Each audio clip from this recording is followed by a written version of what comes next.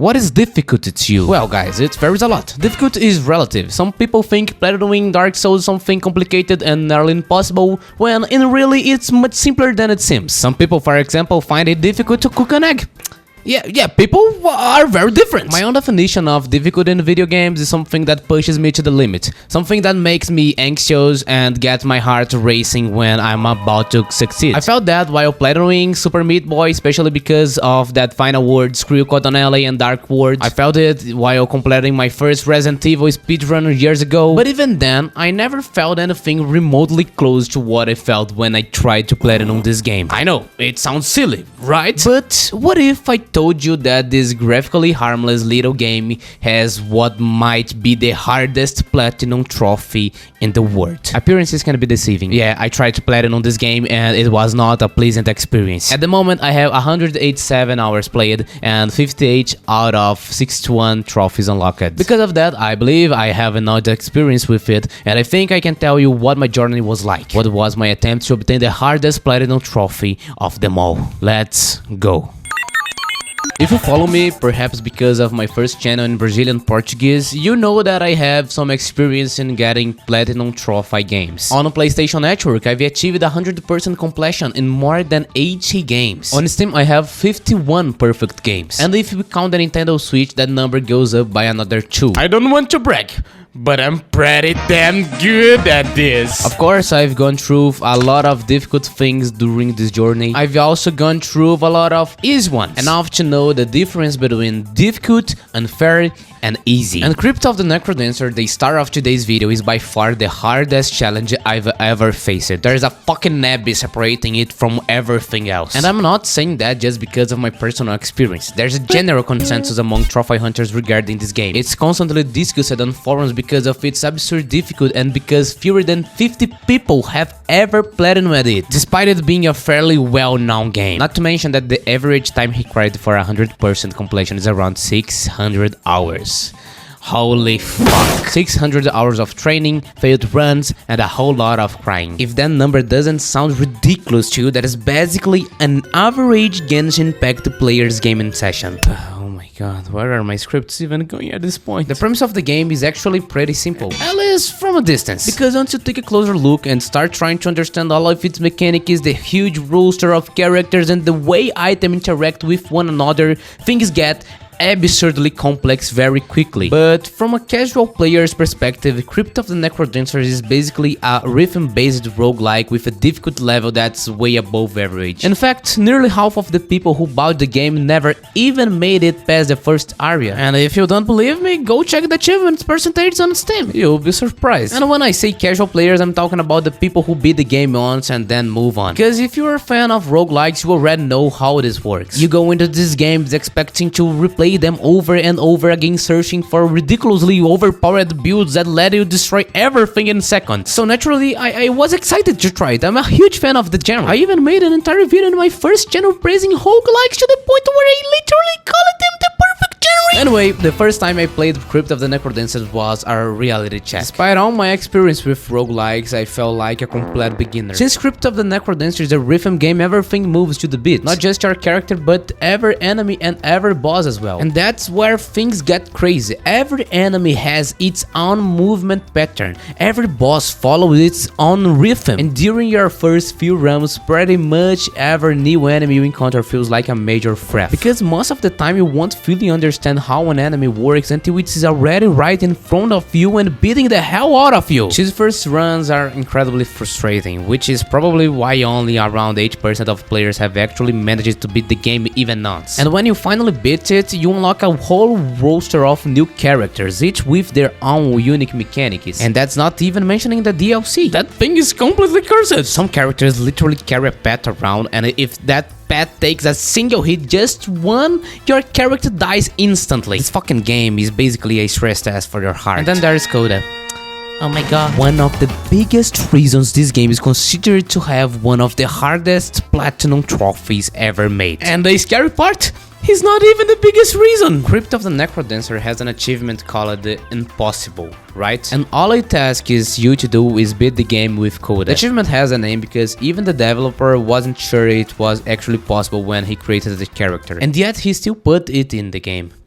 What an absolute psychopath. This is one of the 3 achievements I still don't have, and for a very simple reason. Because if I seriously committed to getting this achievement, I probably wouldn't have time to make videos anymore. I wouldn't have time to edit.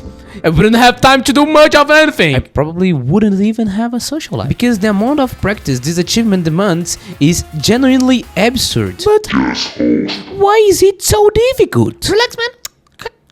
Calm down. Let me explain. This character can't pick up gold. If he touches gold, he dies. And every enemy in the game drops gold when killed. He can't take damage. If he gets hit, he dies. He only has access to a single weapon, which also happens to be the weakest weapon in the game and has the shortest range. He also can't miss the rhythm a single time. One mistake and the run is over. And just as a tiny little detail, Koda's rhythm is twice as fast as normal. Okay, I give up. This is how a Koda's run looks like. There's no editing involved. And if you miss even one bit, that is it. Run over. Yeah, possible, right? Trust me, that name isn't a joke. They absolutely mean it. I tried beating the game with this character. Out of my 108 hours played, I'm certain that at least 14 of them were spent practicing Coda. And even after all that, the closest I ever got was reaching the final area of the game. I didn't even make it to the final boss. And the worst part is that it's not just incredibly difficult. Sometimes it feels downright unfair. Let me explain. There are moments where there is simply nothing you can do. You spend 20 minutes playing a near perfect run, make it all the way to the final stage, and then the game decides to throw an absolutely disgusting enemy spawn at you. A whole group of enemies spawning in terrible positions perfectly designed to ruin your day. And because Crypt's a roguelike, things like this can happen. The levels are randomized, the enemy spawns are randomized, and sometimes your death feels almost unavoidable. And now if you're sitting there thinking, well, that has to be the hardest thing in the game. No, not even close. Get comfortable, my friend, because things are about to get much worse. Among the game's achievements, there's another challenge that I spent countless hours trying to complete. It's called Lowest of the Low, and many players consider it the hardest achievement in the entire game. To unlock it, you need to beat the game with nearly every character in the roster, one after another, without dying, without picking up any items, nothing. If you accidentally pick up an item, the run immediately fails, and the entire challenge takes around 3 hours to complete.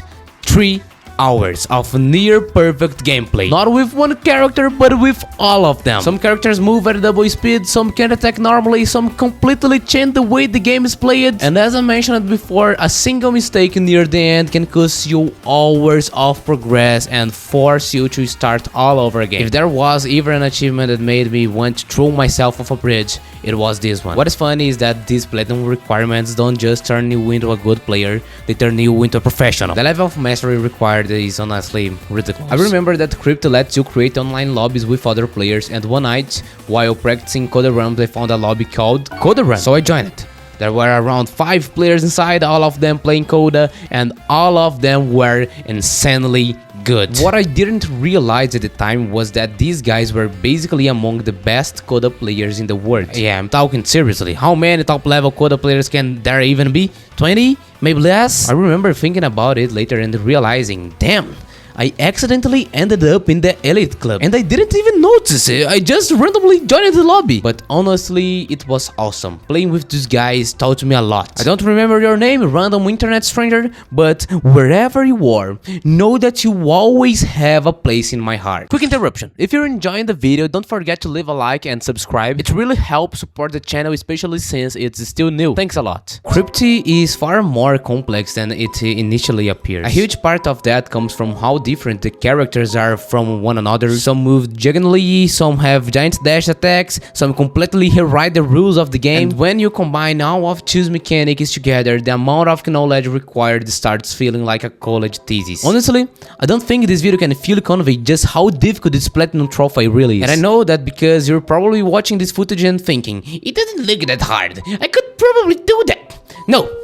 No, you couldn't. Trust me, the only way to truly understand how difficult this game is so actually play it. I know that because I thought the exact same thing when I first watched gameplay footage. I looked at it and thought, yep, I can do that. Turns out, I absolutely could not. In this video, I've mostly talked about the hardest achievements and what it was like trying to earn them, but there are 61 achievements in total. And while these are definitely the hardest ones, there are plenty of others worth mentioning. For example, there are the speedrun achievements, which require you to beat the game in around 4 minutes using specific characters. Then there are challenge modes like No Return, where you're never allowed to move backwards. You can only keep moving forward, and trust me, that one made me unbelievable angry. There are also achievements tied to beating the game with Arya. Arya is basically the character that prepares you for Coda. Think of her as a preview of the nightmare that's waiting for you. She can only miss the rhythm a couple of times before instantly dying, and unlike the other characters, she even has her own exclusive final boss. And let me tell you something,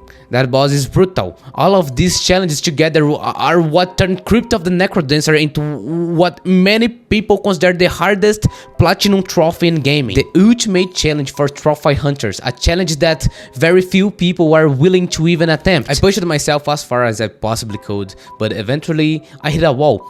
I just couldn't take it anymore. At some point, I genuinely felt like I was going to have a stroke. The craziest part is that there came a time when I wasn't even enjoying the game anymore, and that's when I stopped it. And honestly, I don't regret it. The game is fantastic, but eventually the exhaustion became stronger than the desire to keep going. Maybe one day I will come back. Maybe one day this won't just be a video about my attempt. Maybe it can be a full video about finally earning the platinum trophy. I'm not even going to set a like goal for that, because if you people actually hit it, I'm screwed.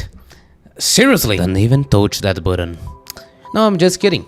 Touch that button. What is funny is that when people think about difficult platinum trophies, they usually think about games like Dark Souls or Celeste, and they look at that games and go, whoa, that is insanely hard! How did anyone manage to do that? But once you start digging deeper into the world of trophy hunting and discover games like Crypt of the Necrodancer, you realize the rabbit hole goes much deeper. There is no secret strategy here, no overpowered trick, no easy workaround, and if you fail a challenge after hours of progress, that is it, you start over. The game doesn't care, and honestly, my experience with Crypt pushed me to a point where I almost lost confidence in myself. One of the reasons I became so exhausted was because I refused to let go of certain goals. There were days where I wasn't playing for 1 hour or 2 hours. There were days where I spent more than 10 hours trying to complete Coda runs. By the end of it, I'd leave my desk exhausted. My back hurt, my hands hurt, my brain hurt. It wasn't healthy. And if I ever decide to come back and try again, I will do it differently. 1 or 2 hours a day, no more than that, understanding my limits. Understanding that sometimes the best thing you can do is stop for the day and come back tomorrow, because otherwise, I'm probably going to end up breaking my monitor. But who knows? Maybe one day I'll become one of the very few people who managed to platinum Crypt of the Necrodancer, the hardest platinum trophy in the world. What an absolutely cursed little game. With all due respect. Subscribe, just host.